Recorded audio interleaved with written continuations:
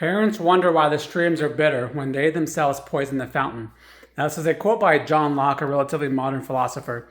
And what's interesting about it is, yes, you can apply it to a parent-child relationship where, the parent lets them input or intake things that are negative to their development, right? Like teaches them bad habits or doesn't explain when something comes up that's negative or they don't want them to do and then sometimes they just always tell them what they don't want rather than what they do want, right? Again, you're kind of poisoning their mindset by constantly telling them the negative thing. So they end up focusing on it. Even if you're saying, don't do this, it ends up making them want to do that because that's all they hear about, right?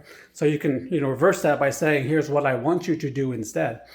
But this applies to yourself as well, or even to your people around you. Because do you pay that much attention to what you're inputting into yourself, whether what you're observing, what you're watching, kind of stuff you're eating for TV, what are you reading about, the news you intake, right? Do you only consume negative news? Are you watching things that don't really model your value systems? And even if you are you willing to actually pay attention to that and then say, you know what, I may be able to be entertained by this, but willingly and actively call it out on yourself so you stay conscious of the moral conflict within there so that you don't start following those values that you don't want or those habits that you don't want for your life, right? There's a big thing in there and a lot of people can't do that, which is fine.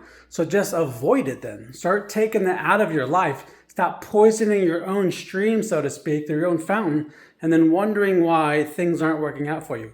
There's a lot of stuff you're taking in, starts developing your value systems and belief systems without you consciously paying attention to it. So start putting some effort into paying attention to it so that you can better your life going forward. Hope that helps.